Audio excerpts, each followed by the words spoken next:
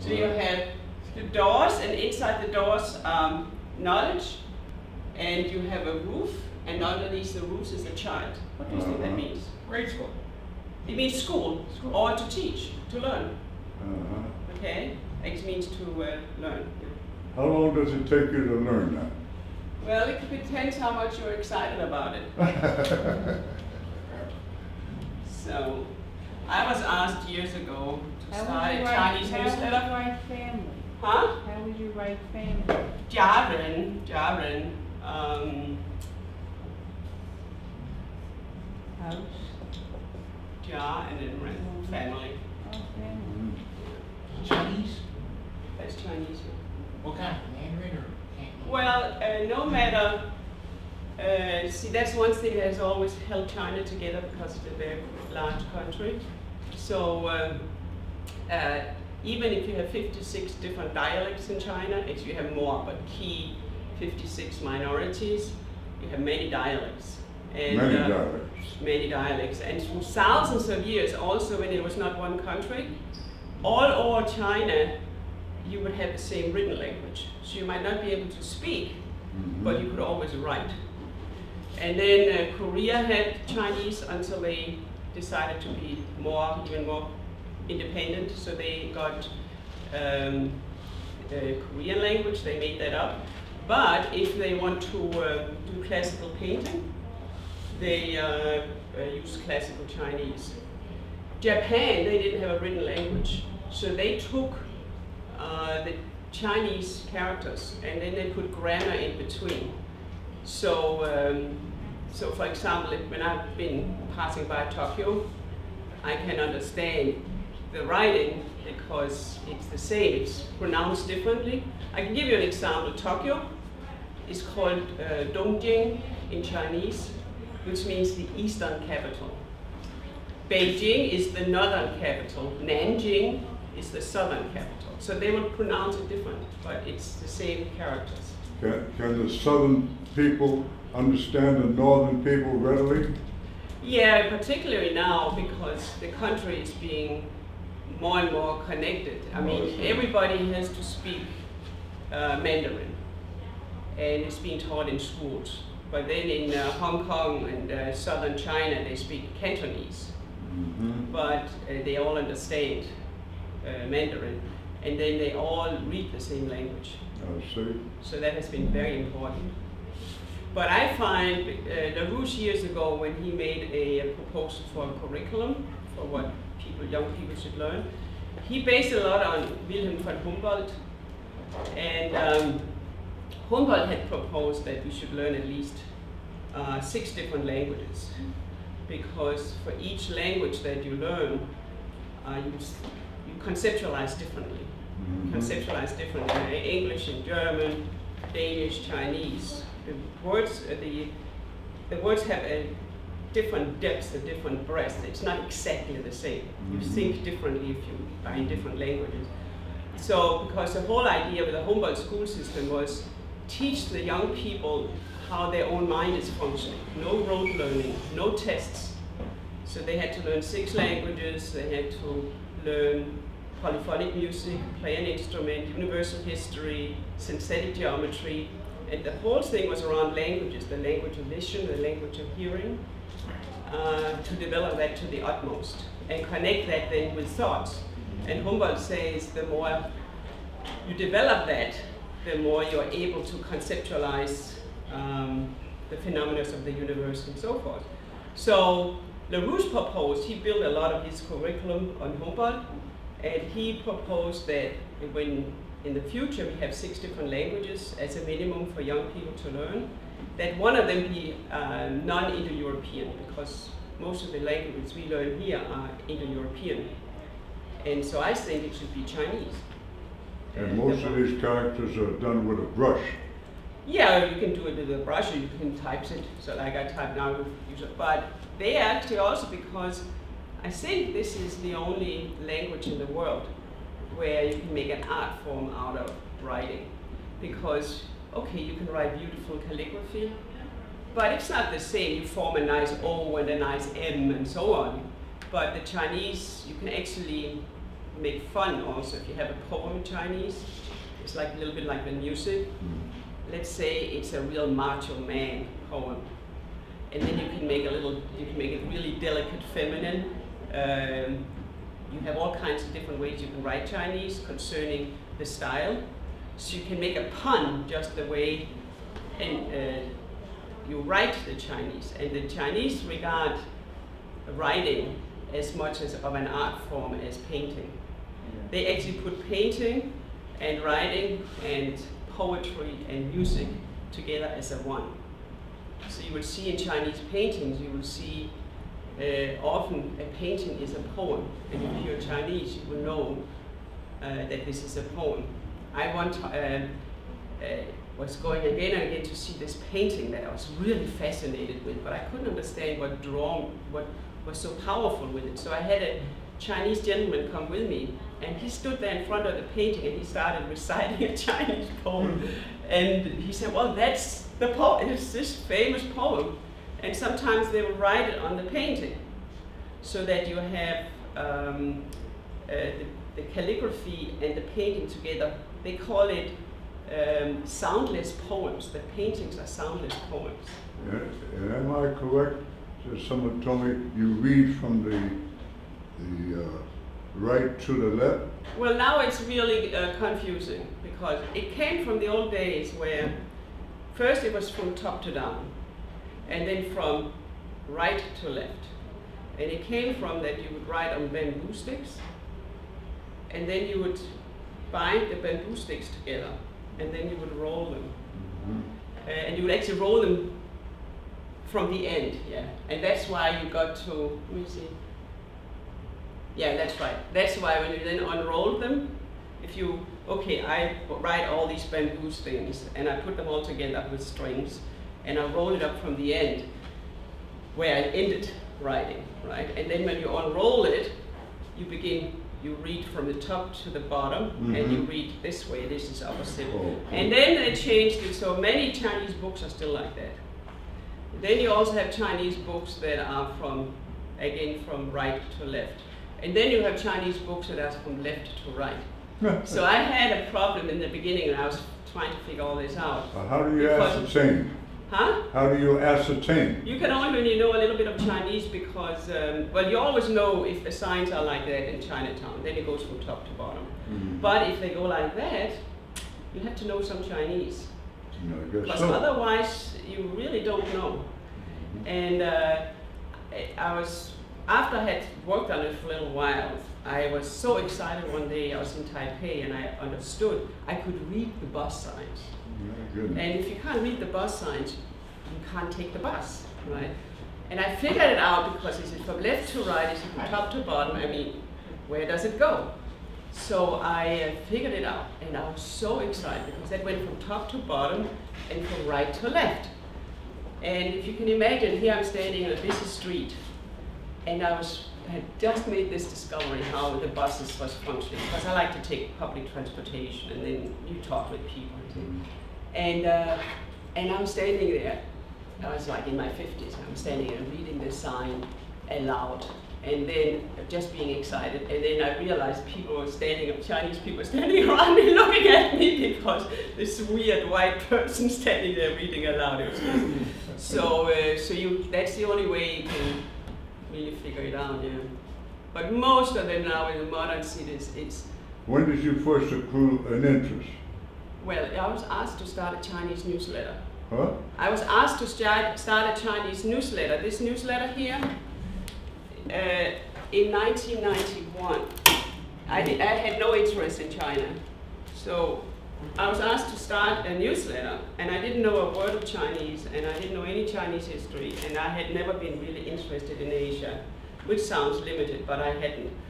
And then I'm asked for LaRouche's organization to begin a Chinese newsletter. That's after we had the Tiananmen Square, and LaRouche had been in China, or in Taiwan, which is part of China, but in Taiwan with Helga LaRouche in '88, and then you had the fall of the wall, and you had the Tiananmen Square, and so on. So, so finally I said, okay, I'll do it. But then, what to do? You don't know anything. I had to start from scratch, and that's why I didn't really want to do it. I was 41 at the time. Yeah, I was 41. So, so then I began to learn Chinese together with Bob Weiser, and just from scratch. And then I would ask the World Journal, the Chinese newspaper, I would call the different world journals in different parts of the country, including Canada, and ask the board of directors to meet with me because I have a very important thing to meet with them about. And then we would meet, and I would tell them about LaRouche and the importance of getting LaRouche's writings out in Chinese, and ask for them to provide a translator for free. And I was very intense because LaRouche at that time was in jail. Oh. So it created a lot more intensity in the organizing. And I'm told afterwards by some of these guys that I met that they thought I was a little wild, how here I came and asked for a free translation out of the blue and calling the board of directors together and things like that. So that's kind of how I started learning it, yeah. Oh my goodness. From scratch. This has been very illuminating for me. But very, very exciting because you begin to, it's a little bit like I grew up in Europe, and then you come to the United States, and everything you thought you knew changes. You get to think about the world in a different way when you have to move from one continent to the other, to a different culture, because it's not the same culture in Europe and here. And then when I started going to Asia, the same thing happened when I look back at the United States and wow, there's only a few 100 million. I'm sitting here with billions of people, in the middle of billions of people, and there's only a few 100 million in America. And again, the whole thing what I had learned until then in my life changed. Not that you didn't know the same thing, it just changed the way you looked at the whole world. So this is it's a great privilege to be able to have Europe, the United States, and part of Asia and so forth. It's a great privilege because it helps you not to be too limited. That's great. Yeah. That is really great. Yeah. So anyway, I was just kind of using the time until you came. All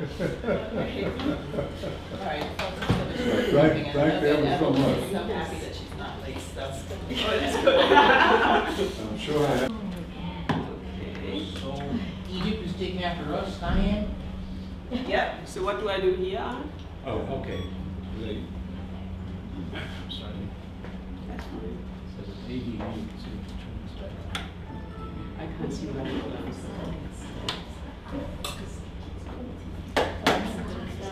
Okay. Get my chewing gum out here. No, I just came last night from Los Angeles, and it is extremely severe. Yeah, I wanted to start with a little bit of fun. These two characters, it's called Wei. Wei means danger, and Ji is the edge. And when you put them together, it means crisis. When you put then, this is the same, you can see this is the same as this, right? Ji Hui. So you have edge, and Hui can do. That means opportunity. So that, I think it's very, I mean, for me, that is really where the situation we are in now, where you have Europe and the United States are going down and going down very fast. And that is creating a danger of war and total destruction, as Diane just went through with the western part of the United States. It's not just the West Coast. It's a big swath of the western part of the United States that we're about to lose because they're just talking, and nobody out there talking about what to do, except they're talking about we have to save water, and then people have to emigrate away from California because there's no water, you can't do anything. Well, nobody's talking about doing anything. The whole West is desert. That is part of the total corruptness and cannot do nation the United States has become. It used to be can do nation, now it's can't do nation. We can't remove Obama. We can't build fast-speed rail. We can't build nuclear power plants. We can't do anything. I mean, right? We can't do anything. We become like just a can't-do nation. Yeah. Chinese are a can-do nation now. They are more Americans than America. So I think Wei Ji, crisis, and Ji Hui, concerning where we're looking now, where over 50% of the world's leaders representing over 50% of the world's population are now moving on the American system of the can-do, and there's nothing we cannot do. We can go to the moon. We can begin to research more of the solar system and universe. We can provide for every single human being on the earth food, health, education, and so forth, the can-do approach. So what I'm going to do now, and that really goes to can't-do question and problem, because there's nothing we cannot do if we put our mind and intent to doing it. And what I'm going to do now is to try to give a glimpse of how ideas create history. It is ideas as mediated through people that makes the real change in the world. Nothing else counts. And I'm going to hopefully prove to you that that you have over 50% of the world's population now representing a pathway, a new pathway for the future, was created by LaRouche, Linda LaRouche, his wife Helga LaRouche, and people associated with LaRouche going with on the highest level of ideas. Not practical at all. Only with the ideas. The ideas is the absolute key thing, and hopefully give people more impetus to go out and create hell tomorrow. So you are all familiar with the world land bridge.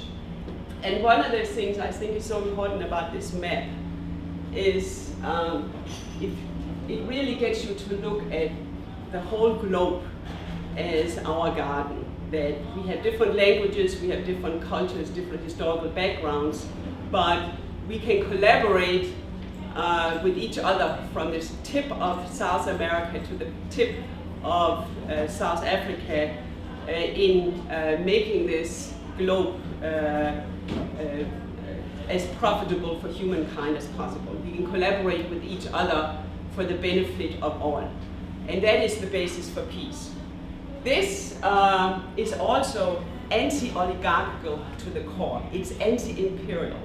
It's not a map that shows survival of the fittest and so forth. No, on the contrary, it shows that we are all one species, human species, collaborating with each other. I'll get into it a little bit more. I want to take the next one.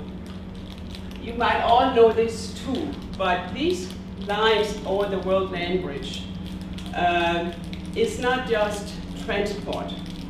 I'd like people to think about it as really intense corridors of intense economic activity, where it's like an incredible, dense, powerful assembly line.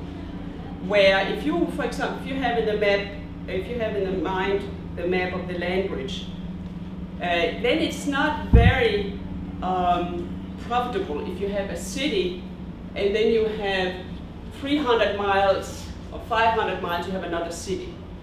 Because it's very difficult to do anything with the land in between. You want to have it regular cities and developments. And what you have here, this is just a schematic idea about how you make it dense. So the use of education, energy, research, and so forth are all centered together and not spread out. It's a little bit like it's more efficient to have 1 million people in a city than to have them spread out over a huge area with everything. So you have here, that's centers where you have agriculture, industry, cities. This is smaller cities, roads connecting the cities, river, canal, maglev, fast-speed trains.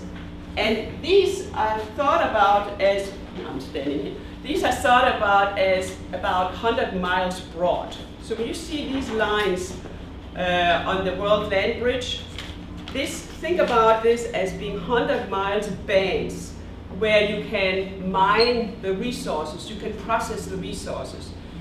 Also think in terms of that when we plan cities from scratch, the very best cities are 750,000, 1 million, and you can make them beautiful and efficient.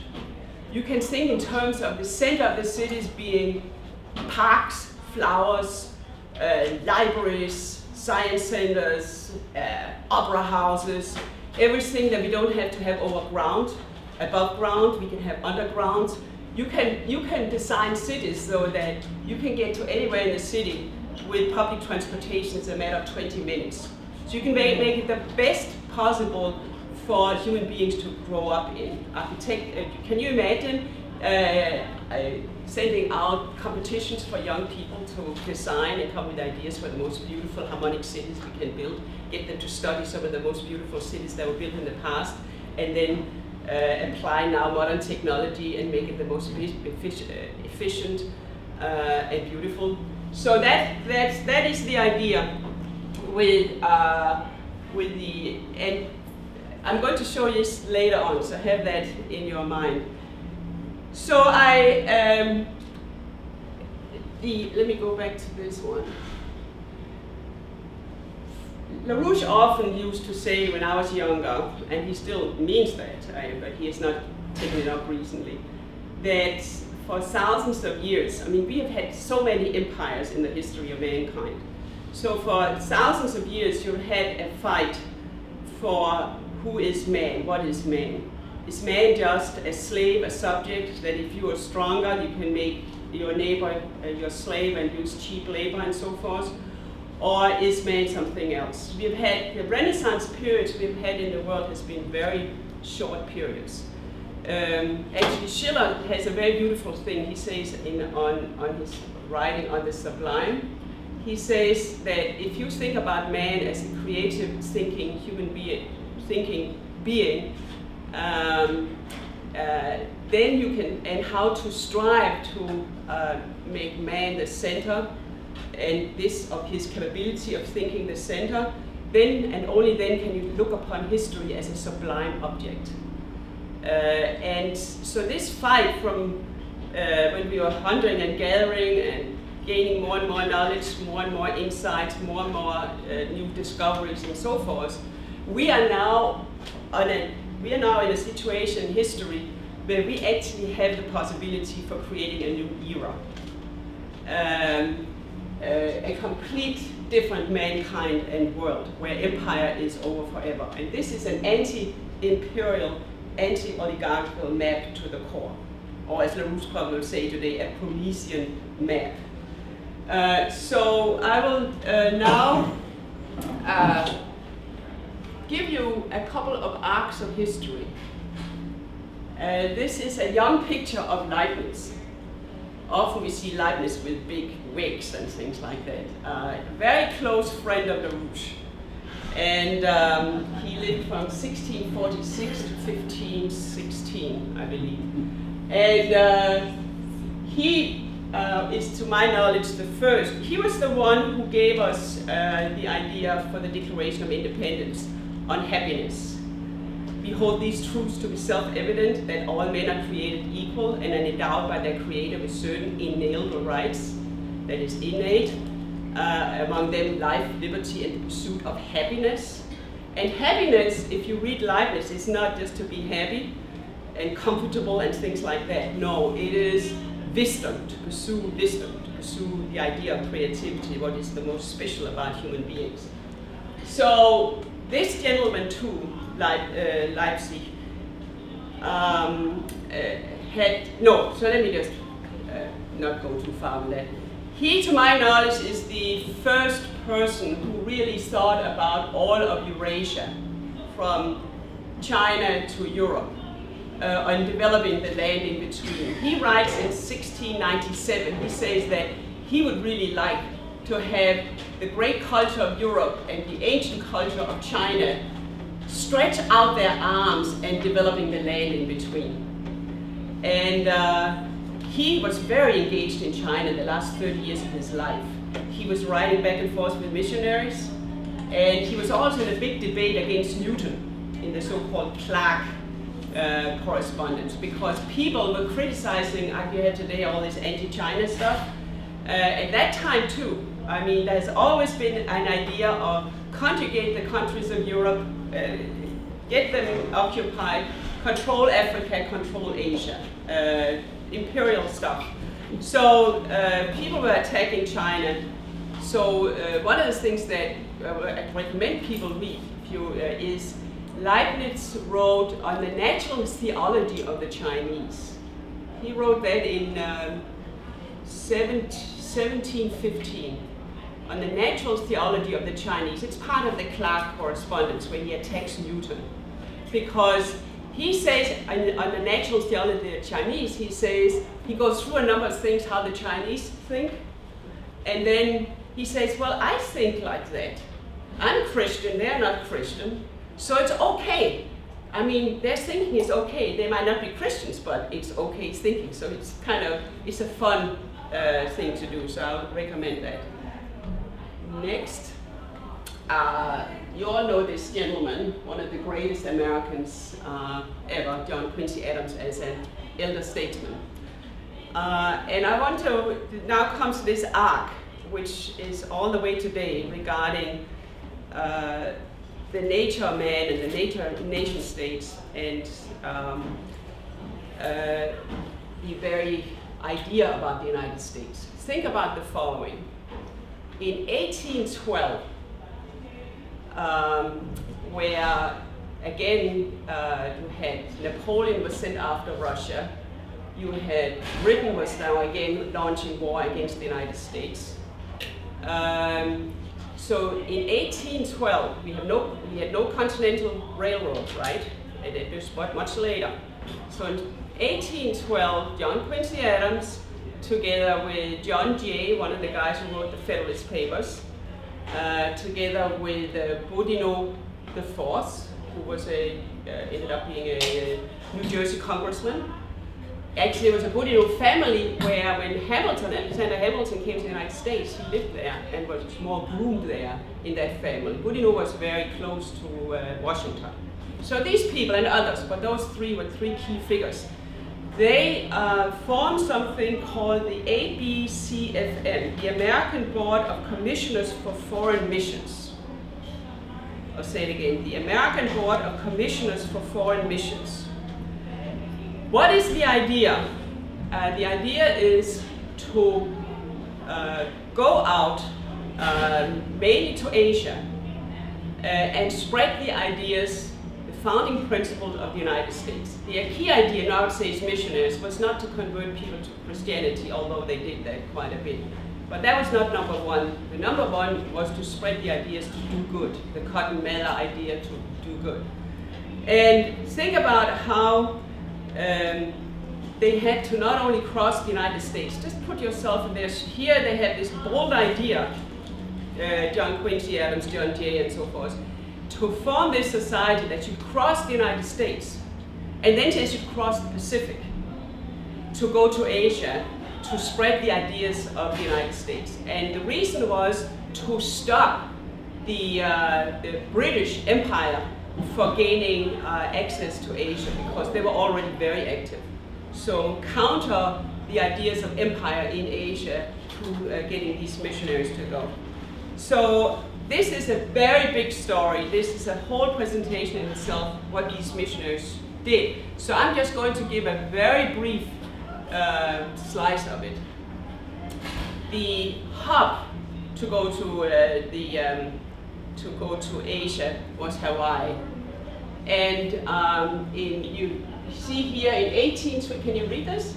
Yeah. Okay. So you see in 1820, you have the first 15 missionaries coming to Hawaii, and the key thing was to teach Greek, Latin, science, particularly medical science and agricultural science.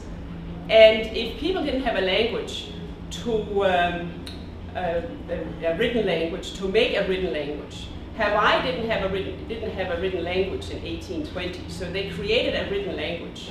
And as you can see there, they had a printer with them. So they made the language, written language, and then they began to print books. And you can see how fast it goes.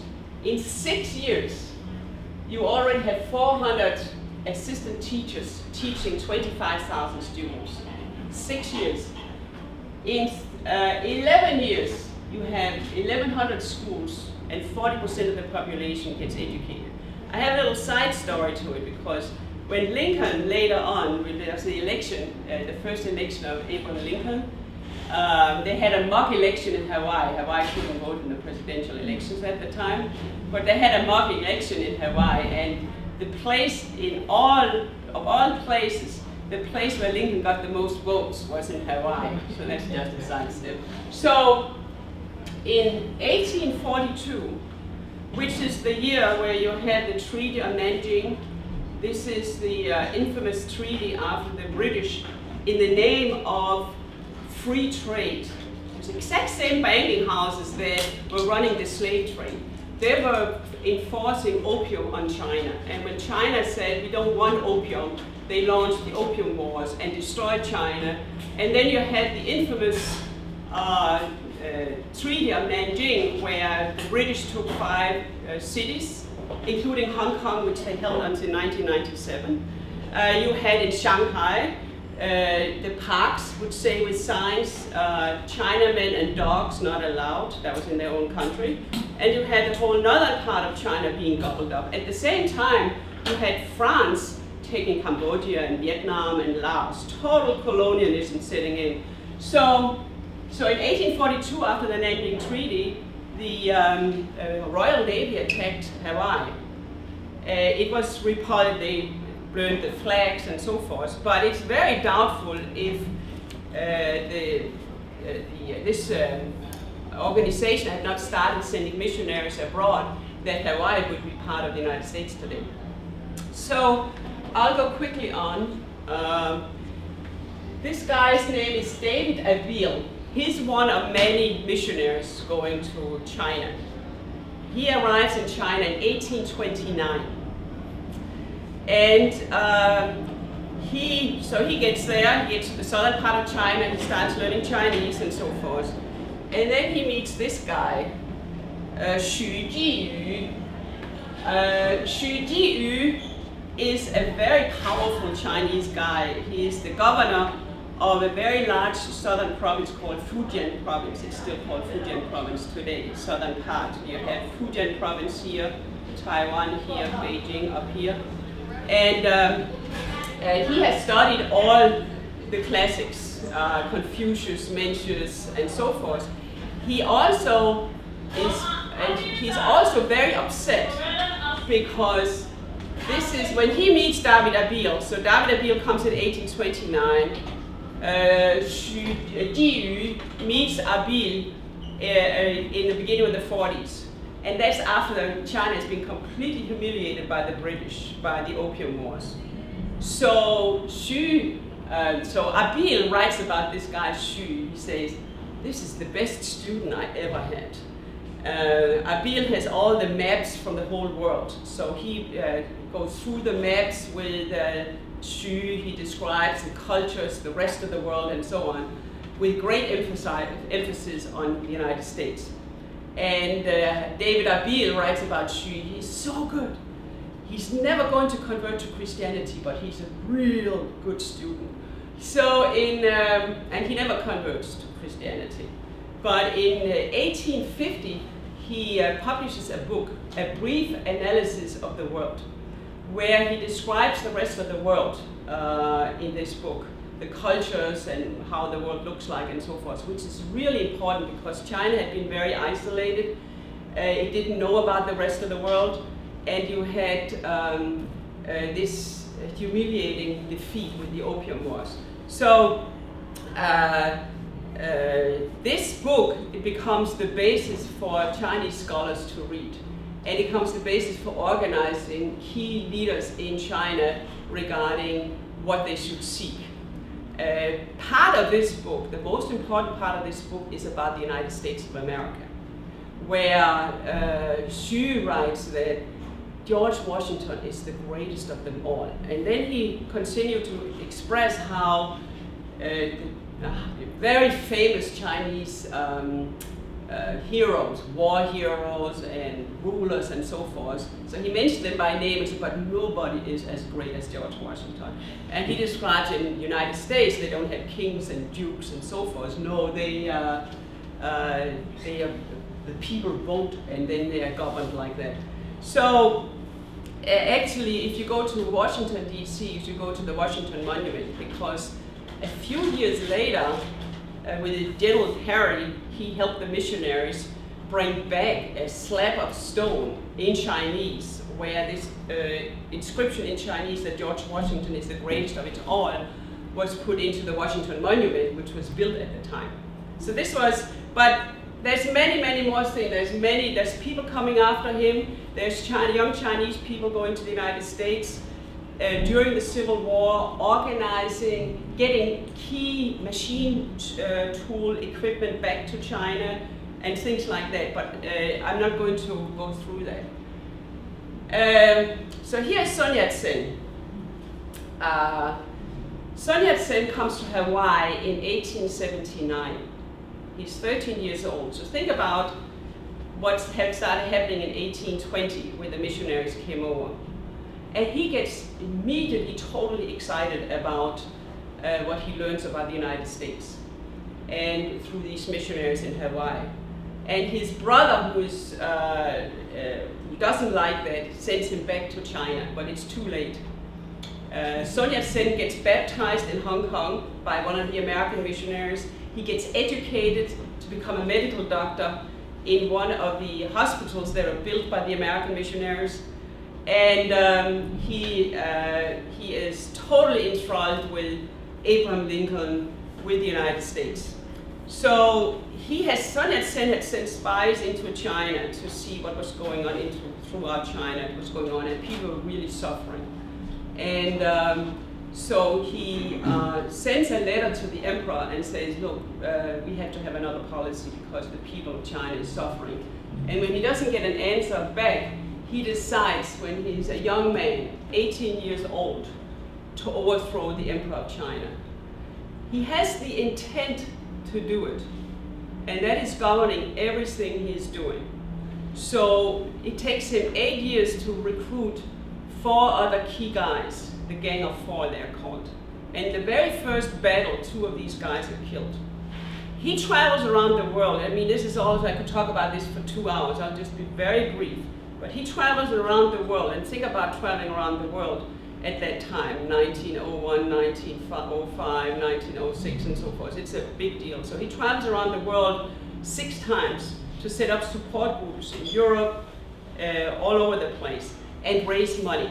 He single-handedly raises the most money to guide the revolution, because without money, you can't do anything. He goes many times. He comes to the United States incognito. He is actually cheated because he says he was born in Hawaii, so he can go back and forth to the United States. He was not born in Hawaii, so he can go back and forth, and he comes often to the United States incognito. So in New York Chinatown, in San Francisco Chinatown, and in Los Angeles Chinatown, he sets up military academy in hiding. I mean, secretly, where it looks like it's other schools, but it is military academies to train Chinese young men recruited from the Chinatowns to become officers, to be trained officers. And he then, we have pictures of it, I don't have them here, but he then smuggles those young men back to China, 2,100 in total. And it's very doubtful if these 2,100 officers had not been trained that they could have succeeded in the revolution. He sent some of them in advance to spy what's going on and so forth. And entire chunks of the different parts of the army, of the emperor's army, goes over to these trained officers. But the ground has also been laid years earlier by this book from Xu and so forth. So enough of that. Sun Yat-sen is the key gentleman who ensures that the revolution is won. He refers to Lincoln again and again and again, and America. And most of you have seen this because we've used it a lot. It's a stamp that was published during the Second World War to raise money. And if you look at it, in the background you have the country of China. And then you have, on the one side, you have Lincoln, of the people, by the people, and for the people. And then you have on the other side a picture of Sun Yat-sen with the same thing, San Min Ju Yi, the three principles of the people. San means three. And Sun Yat-sen repeatedly said, I got that from Lincoln, I got that. And he did everything. He, for example, he designed the Constitution, how the country should be ruled. Instead of 3 branches as we have in the United States, he made 5 branches because he said it has to be like America, but with Chinese characteristics. He was also very clear about the British. So in 1917, he writes this book, The Vital Problem of China, that I would very much recommend. It is the sharpest insight and attack on the British Empire and how the British Empire is functioning that I ever read outside our own publications. So when I read this, I said, wow, because you need to know your enemy, and he knew it. So I asked older Chinese, very high precision Chinese, when I just had read this book in English, I said, wow, this is a great book. They didn't know the book. Including Chiang Kai-shek's book, son, who had a huge library. He immediately went over when I talked about it and looked at his book and all the collected works of Sun Yat-sen. This one was not there. I wonder why. Because of the content, obviously. The last Chinese, to my knowledge, the last Chinese print that was done was in 1947, and then it was eradicated from all collected works of Sun Yat-sen. So we went to Columbia University. There was a microfilm, and one of our Chinese friends typed the whole thing up. And Helga LaRouche made a preface, and Chiang Kai-shek's son made a preface. And we got this book out, and I was attacked sometimes, like viciously, because people saying we should never have published this book, including Chinese generals, because they were controlled by Britain. They were so upset that we had found this and that we had gotten it into Chinese. So anyway, he also publishes in 1919, and this is really quite something regarding where we are today. Sun Yat-sen, we have just had the Second World War. So Sun Yat-sen says, we are going to have a Second World War with the Versailles Treaty. Everything has been made for making a Second World War.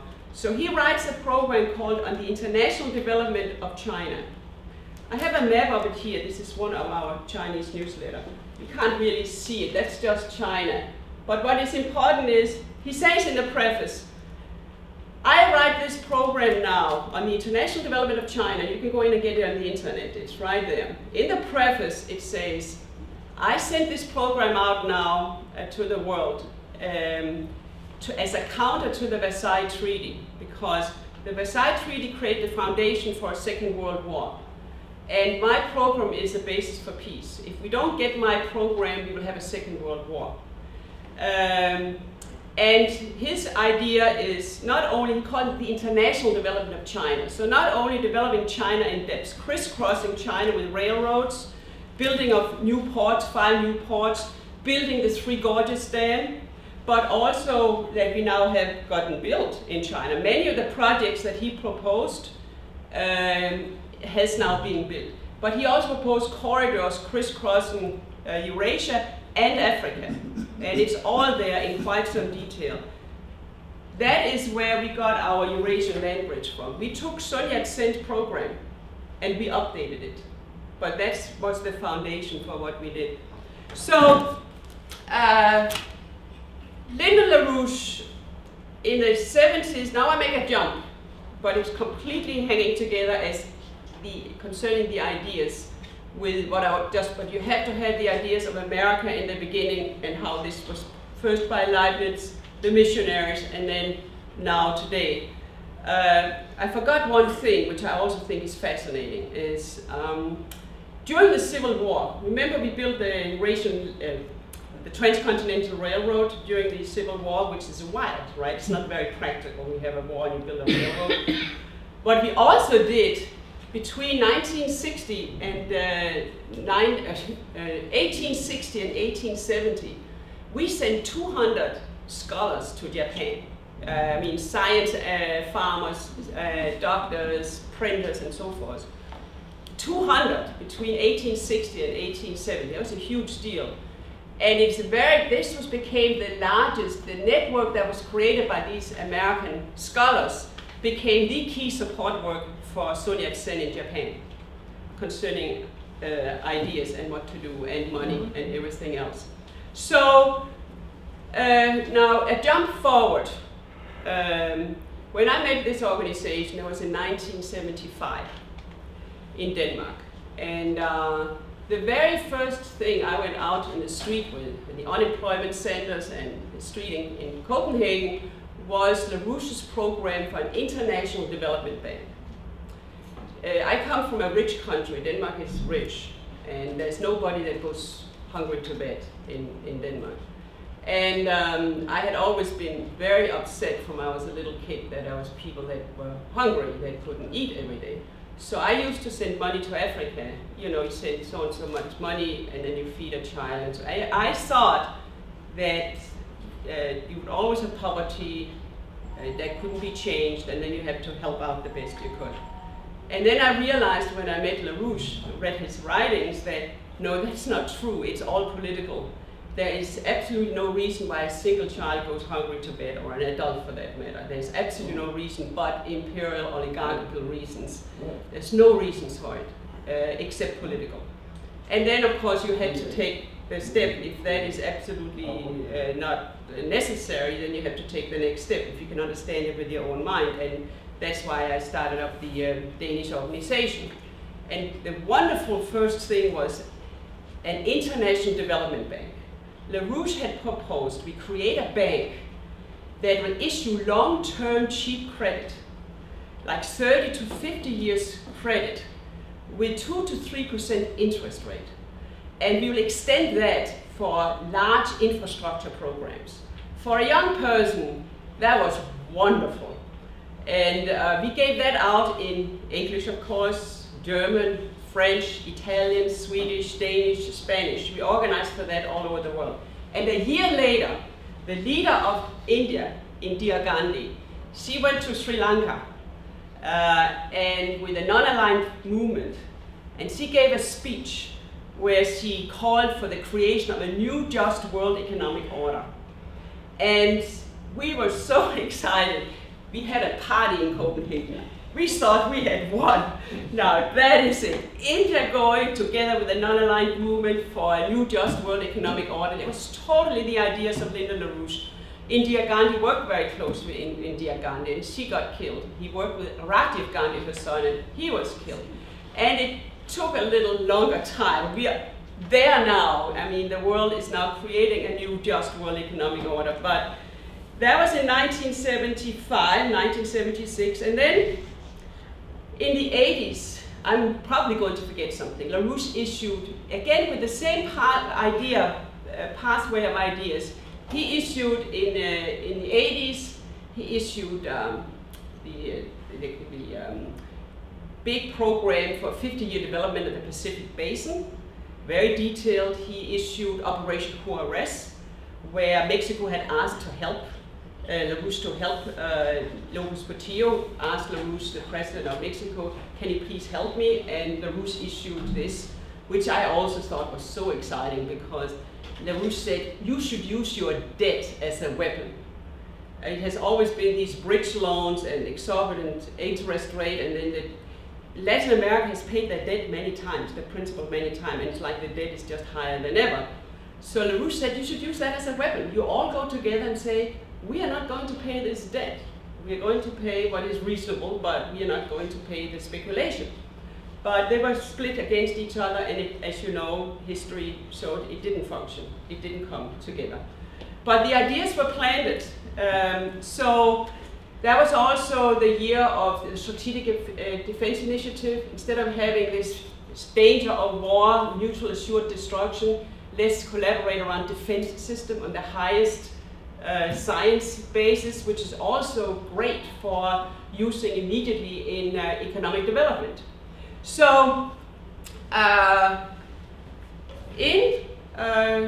also in New York City, since we are here, in the 80s, we had this little book. I couldn't find it. I tried to find it before we came. No Limits to Growth. It's a wonderful little book that LaRouche wrote as a counter to the Club of Rome, who said there's limits to growth. LaRouche wrote this book, There's No Limits to Growth. And this book was sold to a Chinese gentleman in New York City. And this gentleman took it back to China. He gave it to a higher official, and he got it back with writings in the margins and so forth. And the higher official said this book should be printed. So this book was translated and printed in China in millions of copies, and we first knew that many, many years later, because they never asked us if they could print the book, which is good they did, but that happened. So we had this, that last autumn Xi Jinping comes out calling for the new Silk Road. And I for sure, everybody that knows us more closely here was excited. I was definitely excited. I hardly slept that night. So now I'll give, from my angle, because it's only a slice of the cake concerning organizing how part of what I have been involved in regarding creating where we are now with ideas, LaRouche's ideas. So this is 1988, mark the year, 1988. Lyndon and Helga LaRouche, Helga and Lyndon LaRouche are in Taiwan. I'll just go fast further. Same year, 1988. This is in the spring. In the autumn of 1988, LaRouche gives a speech at Kempinski Hotel in Berlin. And any one of you here, how many of you here have seen that speech? Okay.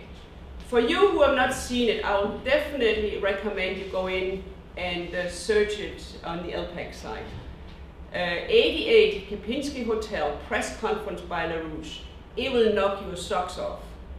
LaRouche calls for the reunification of Germany, and he says that we should use that to have this strength that's been opened with the reunification of Germany to show how with the collaboration, how Poland and other countries in the East can have real economic development. He also says in a couple of hours, my speech here is going to be studied very carefully in Moscow. He pulls down a map and says, when we have this reunification of Germany, that's a year before it happens, right, or a little bit less than a year. When we have this reunification, then the British are going to try to destroy it by creating a war in the Balkans. Yugoslavia, the country Yugoslavia, was created by the British to be able to pull a string and create a war like this. Well, you look back and see what happened. What LaRouche had said was exactly what happened. I grew up in Europe, and the wall was there to stand forever. I mean, the Iron Wall through Berlin and across Europe. And so it came to what LaRouche had said. 1988, now we go fast forward, not far forward, we go to spring of 89. Now this, we had the wall, the wall falls, that was the autumn of 89, right? Yeah. November, yeah, November.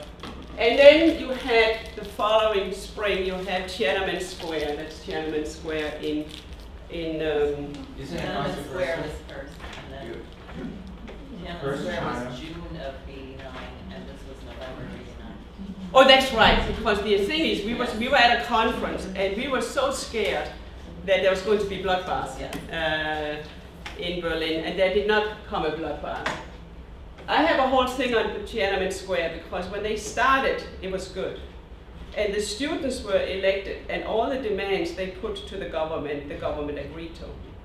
At that point, you had people coming in from outside. You had tents being flown in from Hong Kong, rock bands being flown in, and the students that had been elected was pushed aside, and other people took over, like the hunger strikers.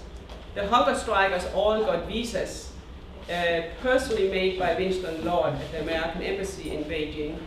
And one of the leading hunger strikers, Chai Lin, she was asked in an interview that I saw with both video and audio with Chinese people. She was asked, so you are now preparing to die?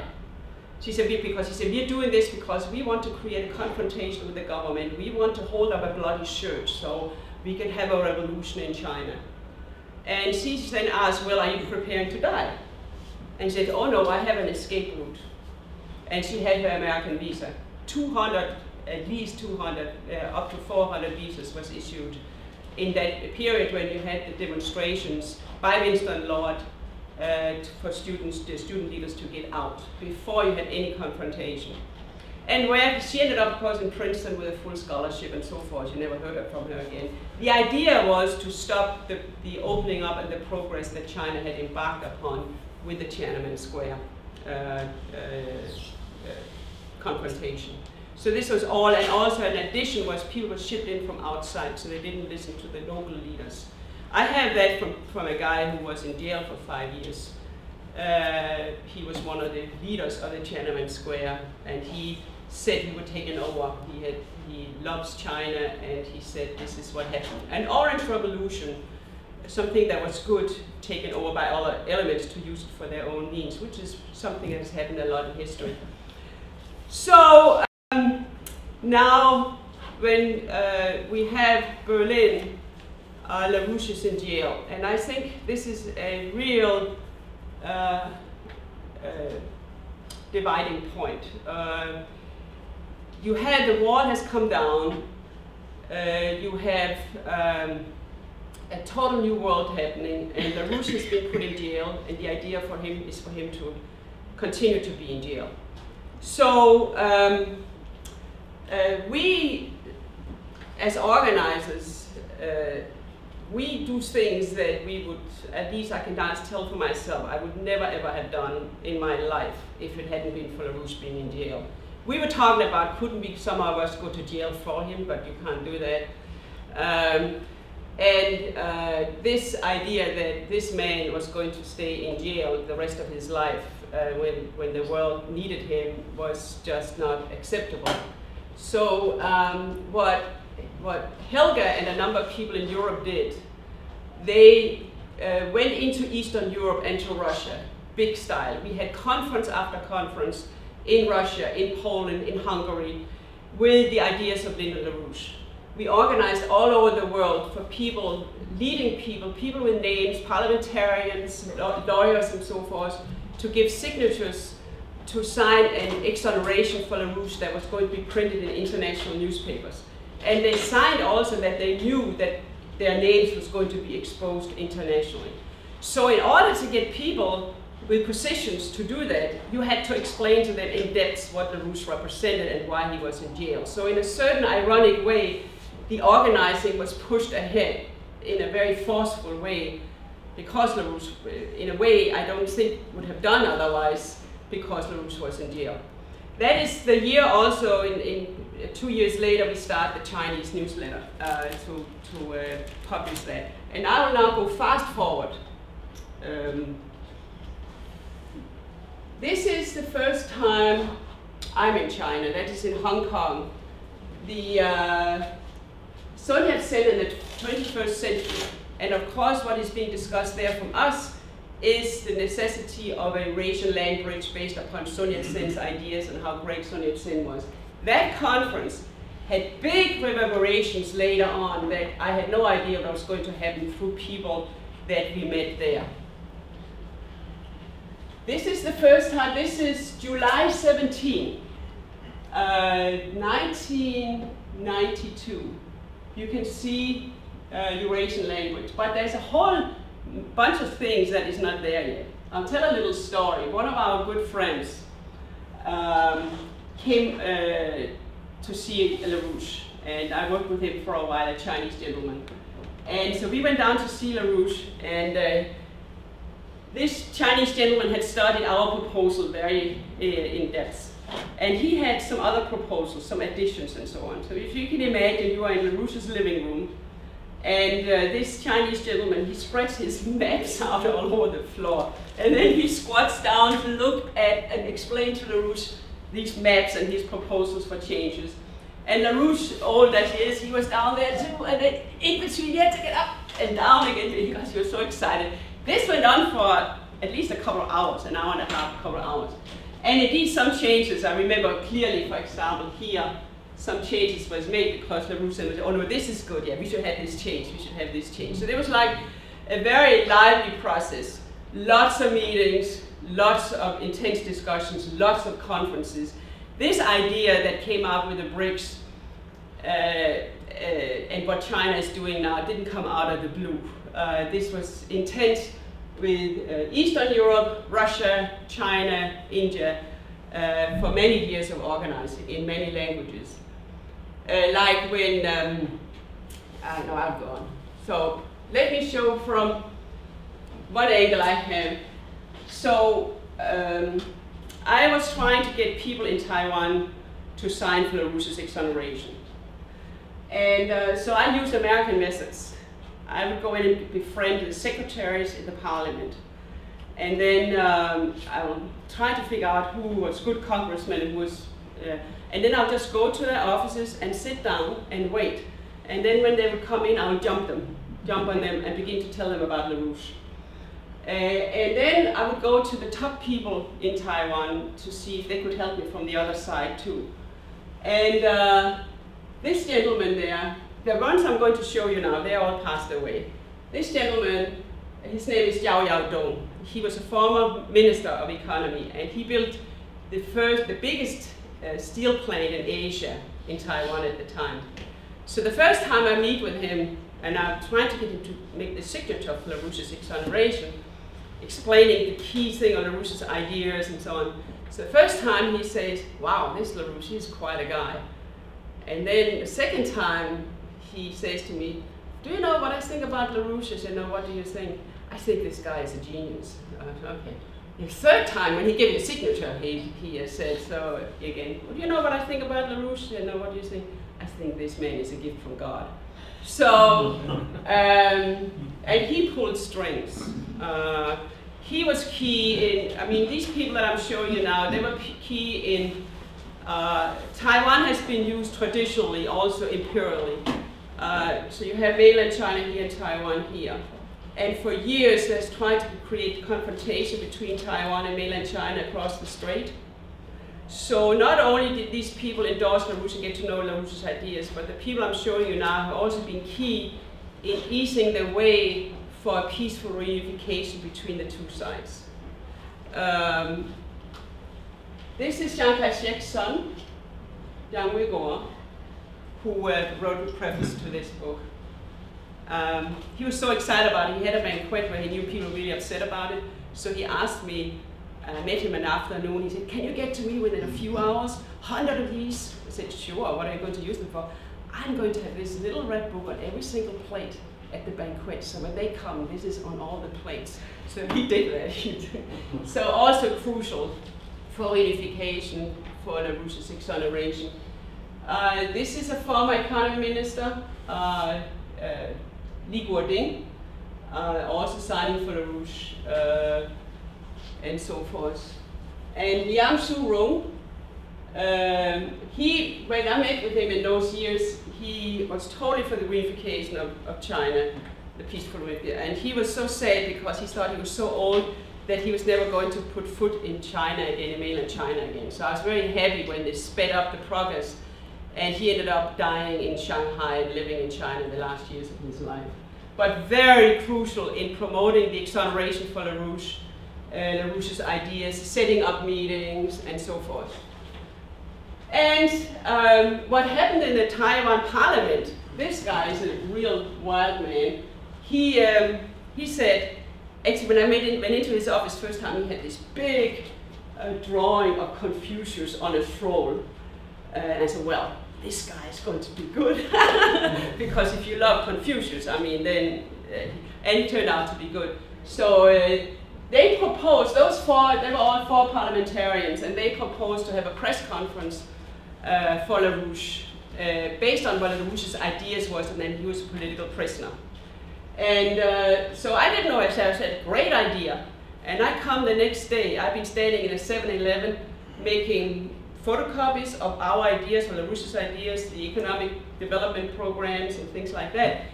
And you know, you have to put coins in, and I was standing for hours to the middle of the night.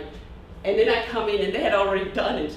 They had photocopied on nice machines, and it was ready there for all the journalists and so on. I came with my paper bags full of bad copies from the 7-Eleven. Anyway, this is LaRouche's name here. They had made this nice banner, and they were all ready. So this is and our little brother, the Chinese EIR from '95 with the land bridge. This is Helga in China. Of course, we had it in the, our English EIR, but show you the Chinese. And this was also a lot of organizing. She went to Beijing to give a featured speech on the Eurasian land bridge, and there was all kind of opposition for her going. So two of our very good friends from Taiwan argued that she had to speak because we were the only organization in the world promoting the Eurasian land bridge. So therefore it was absurd for her not to speak. If we had argued, we would never come anywhere, but this that there was Chinese people arguing why Helga LaRouche should be there was really important, and she ended up giving a speech at that conference. And then, lo and behold, in the beginning of 1997, we have our Eurasian land bridge. And I met 3 or 4 weeks ago, months ago in Washington. It was so funny. I hope I'm going to see him soon again. I met a guy, a Chinese gentleman, who had been in Washington a couple of years ago, and then he was just on a visit and asked if we could meet. So I went to see him. And after about an hour discussion, he was totally into it. I pulled up the Eurasian land bridge. And he looks at it. I mean, this is literally his face. You did it! You did it! I thought it was President Xi Jinping. You are the one who did it. He was totally enthralled. And he was looking at it, and he said, we built this already. We already built this, and we built this and that. So we are soon going to have, it depends on funds too. Helga LaRouche has written a great introduction to our new land bridge report, because most of the things in there have been built or are in the planning process of being built. So we need the funds to get the new report out. And then it's almost done, a new edition of our world land bridge.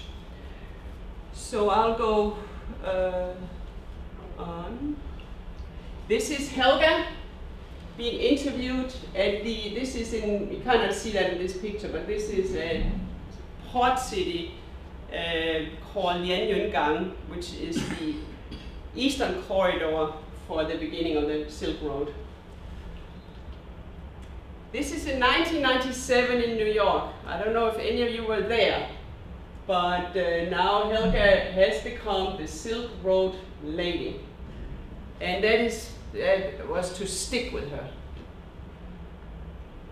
And we have had so many press conferences in the Chinatowns in New York, San Francisco, Los Angeles, in Vancouver, and every single press conference. I have never organized a Chinese press conference where there was not reporters and where they didn't write articles that were straight articles afterwards. Always, no fail. So this is in New York, and I chose that, not to show myself, but the language, okay? The articles afterwards Huh? against what you... No, they were always positive. They were always straightforward. Like you said, anti. Oh. No, it's just my accent. They were always straightforward. And it was always about Eurasian language.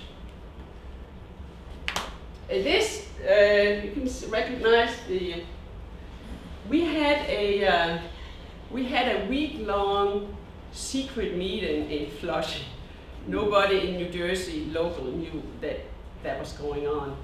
A delegation from China came, and Lyndon and Helga LaRouche came up to New York, and the Chinese delegation was living in a hotel in Flushing. And the only ones that knew it was people that were on security, and then the people participating. And it was pretty wild because I had to raise the money for it, and you couldn't talk about what was going to happen. You just had to get all the money for hotel and dinners and lunches and whatnot.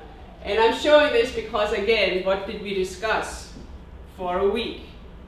The Eurasian land bridge, and in the context of LaRouche's ideas about economics, or physical economy, and the future.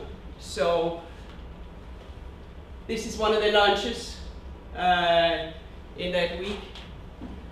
And this is just a fun one because this woman was very excited. And after we had been in Flushing for a week every day with presentations and discussions from morning to evening, I took them up with a guy who's now passed away, John Beza, for a week upstate to show American modern farms and old farms and factories, automobile factories in Buffalo and so forth.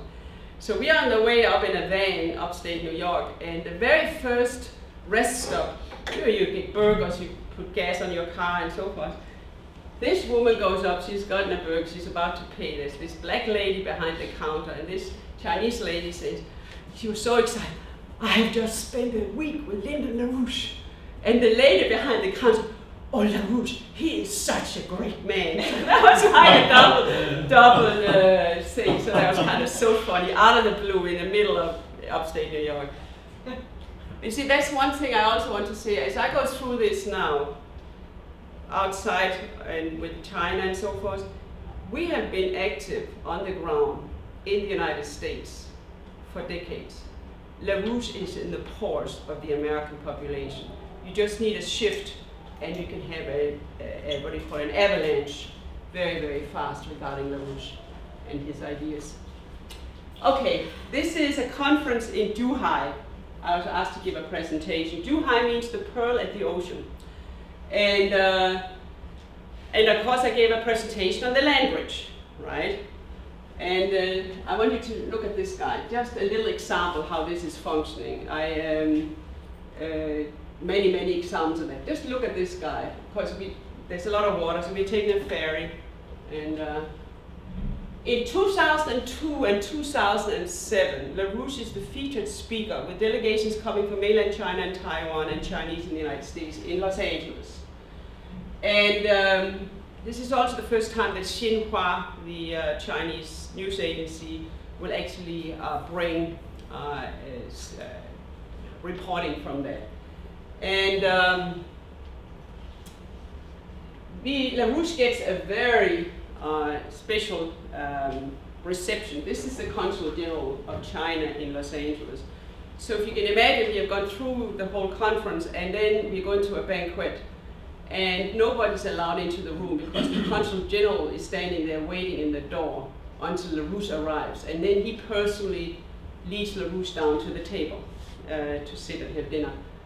This guy was the guy you saw on the ferry. This is the same guy. This is also the guy, see, Sun Yat-sen is now being revived, which is totally lawful. Sun Yat-sen is being revived in China. A big picture of his was put up across from Mao a couple of years ago. His picture is beginning to be put in Chinese schoolrooms. He's beginning to be discussed and revered and so forth in China. And in 2008, I believe, I might have, but recently, Hu Jintao, the president before the current president, he wanted to honor Sun Yat-sen. So in one of these big halls in Beijing, there was this big picture of Sun Yat-sen, and then the president of China, Hu Jintao at the time, gave a long speech, in-depth speech about Sun Yat-sen. What he did was, he asked this guy, who's a very good friend of ours, he asked this guy to gather a delegation of 30 people from Taiwan to fly into Beijing. And when the president of China gave his speech on Sun Yat-sen, the delegation from Taiwan, this 30-man delegation led by this guy, was sitting on the first row. So you just kind of have an idea how this is functioning. Yeah, this is just pictures of press conferences. I mean, we have had so many. At least in Los Angeles, we have 6 or so a year, maybe 8 a year. Always press there, always writing about it.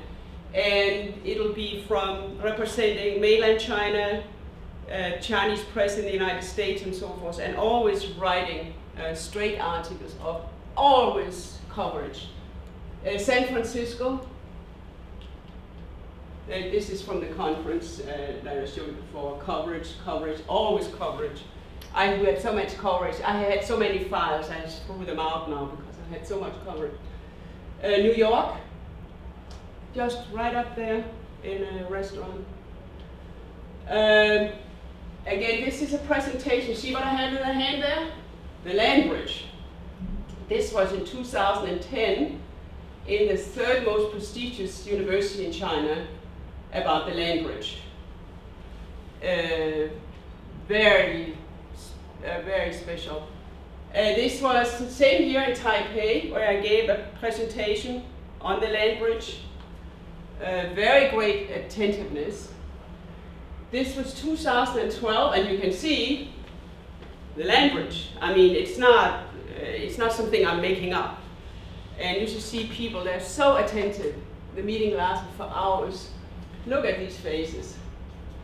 It was so funny because at that meeting, I thought it was going to be 20, 30 people or something because the Chinese students worked very hard and it was late at evening. It started at 7. So I had thought it would be 20 or 30 people, maybe 40 people there. I come in and there's this room, and whoa, when I come in, and they were all laughing and taking pictures. So I started taking pictures of them, but I started having more solemn pictures there because the meeting started at 7, we ended at 9, and I first left at 11 because people continued, they wanted to discuss the ideas about the Eurasian language.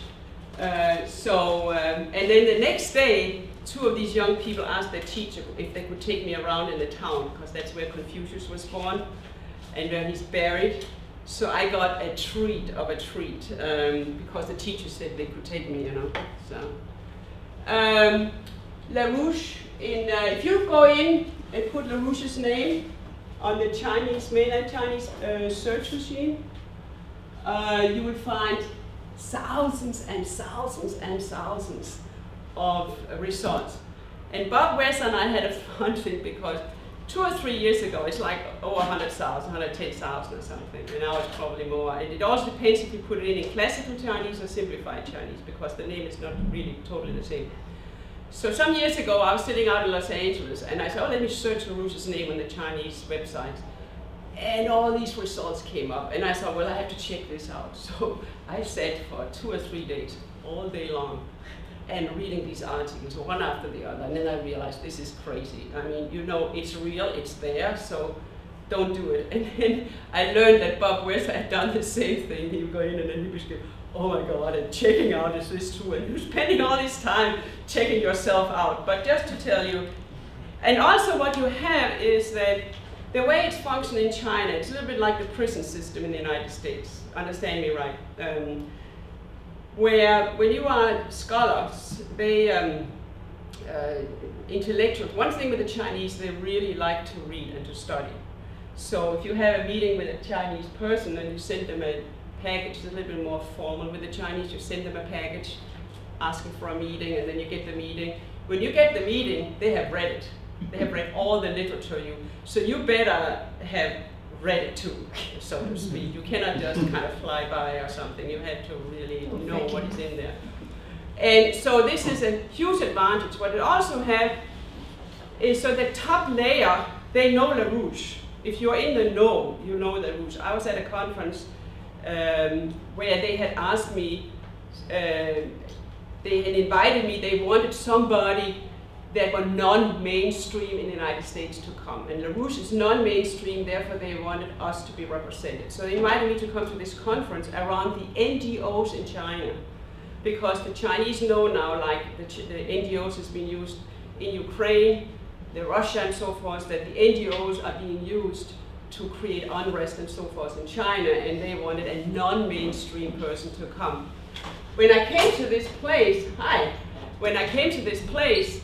they all knew LaRouche. If I would say Executive Intelligence Review, they would say the Schiller Institute in Chinese. Two people bragged that they had met LaRouche personally in China, which is not true because LaRouche was never in China. So, but there was an absolute acknowledgement of LaRouche. So it's tiny, it's huge country, but concerning the learned people and the people taking responsibility, they know. So. What's an NGO? Huh? NGO. Non-government organization. LaRouche and Xinhua. I don't know. So, oops, why doesn't it go on? Oh, here. Now, did you see that? Did any of you see that interview? Very powerful, and this is really important. Here we have it, the new Silk Road lady. Because LaRouche was interviewed a couple of years ago by CCTV. They flew in from Los Angeles. They interviewed him in Leesburg. They filmed him and everything. It was never brought. It has to be okayed from higher up. That Helga now is on CCTV now just the other day twice. She's been on there twice. There is an open road now, so to speak. So I'll take the next one. And this guy was sharp, and that's good because Helga becomes better when she has some, yeah. And Helga was just right there at a conference in Lanzhou. And then, now she is in Beijing, and she's still running around in China. And she was just on an international Chinese radio interview that I haven't heard yet, and meeting all kinds of people. So the dam has broken, so to speak. Take the next. Yeah, a lot of you know this, that when, at least when I have talked, because Qian Sha Wei Gong, this is Qian Sha Wei Gong, and this is Sun Yat-sen's handwriting. This is really important because Confucius, he wrote a statement called the Da Tong on the Great Commonwealth, where he writes that about a future society, which is the future society that we are looking at now. We're just on the edge. Ji Hui, remember that? Wei Ji, Ji Hui, Ji, edge, and Hui, can. That means opportunity. We are just, I have never, in my close to 40 years within the LaRouche, I have never ever seen us being so close, having such a great opportunity as we have today for creating a new era for mankind. We can really do it. It's right within our grasp. The key thing we have to shake up is the United States. And it's absolutely possible. I mean, Wall Street, Obama, Böhner, they're all weak. They're so weak. There's nothing there. There's no substance. There's nothing. It's just like a figure cake where people think they have power, but there's nothing. It's like a bubble. There's nothing. It's like a financial bubble. It's all like a bubble. There's nothing there. So we are very close. And Confucius writes about, he lived 100 years earlier than Christ. And he writes in the Da Tong about a future society where the earth is being cultivated, where people have enough to eat, where the old people are being taken care of, the children being taken care of. You don't have to lock your doors because nobody steals. Where the idea is that when you work, you don't work for your own personal gain, but you work for everybody's gain. And that is the Great Commonwealth, where the world belongs to everybody, or everything under heaven belongs to everybody. Qian means heaven, Sha, under the heaven.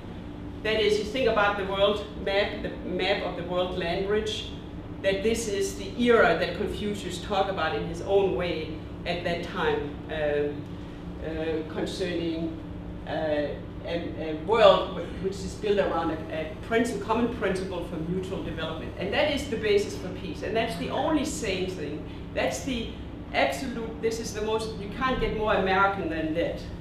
and that is the era that we just have on the tip of our tongue now. And Schiller writes on universal history. He writes that remember what I said earlier concerning look upon history as a sublime object. He writes on universal history, he says, look, the more people have died and struggled and fought for centuries and centuries for us to be here. Without all those people coming before us, we wouldn't be here today. And then he says, the more you study past history and the more you think about the future ahead, the easier it becomes to live your short life, because you become more a part of the human species than an American or German or Spaniard or something. And you are becoming part of creating immortality for the human species, that the human species will live on. In the end of that, I wanted to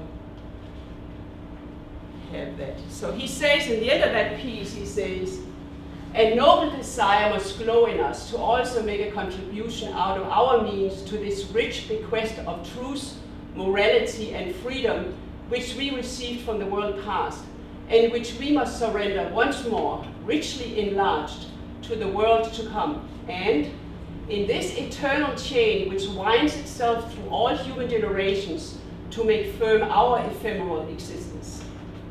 However different the destinies may be which await you in society, all of you can contribute something to this. A path towards immortality has been opened up to every achievement, to the true immortality, I mean, where the deed lives and rushes onwards, even if the name of the author should remain behind. And that's really our task today, to make sure that we do get a new just world economic order. We have it. It's within our grasp. And the task we have to do here in the United States, we should be really excited about. And we should become a can-do nation and adopt the whole world. And get other people to adopt the whole world and become excited about what China is doing, what Russia is doing, India and Egypt, what Diane went through. This is our world. It's not just, and if you think like a real American, the way I've gotten to understand American, then you think about the whole world like that. This stuff is thinking about the Chinese, the Russians, that's the imperial way of thinking. We are one mankind, and we have to think about our global world land bridge as an anti-imperial great garden from where we then can take off to the universe. And you should see in China, if you want to have an advertisement, you don't use like a, well some do, but if you want to have a real good advertisement, you don't have a half-naked woman on super high heels. No, you have an astronaut. Astronaut. Astronaut, yeah. Because they are totally excited about, I know a young woman, she was so proud because the female astronaut had gone to the same school that she went to, only one class above. So she was like so close to the big thing. So the whole, in China today, there's tons of problems. There's many people that are poor. But there is one, I want to give people an idea how the shift is. It's not just so that China is building thousands and thousands of miles of fast-speed rail. And that is much better than anything you have ever imagined. It's better than anything you have in Europe, by far. I mean, we don't even have a fast-speed rail in the United States. So, choo-choo train. Yeah, see, here it is. All right. I drove this one, okay? This is inside, 323 kilometers. Wow. It's quiet. It doesn't shake. It's cheap. It's fast, okay? And it's connecting the whole country, up and down. So, but China is going to the moon. They want to harvest helium free on the moon. But that's not, see, what you have now, I've been reading these research papers on agricultural science, on medicine, And it's fascinating because they are pulling, they are advertising that they want people below 45, they have to have this and this education, they can get a 100 square meter apartment, they will get $160,000 for equipment, they can get this and that.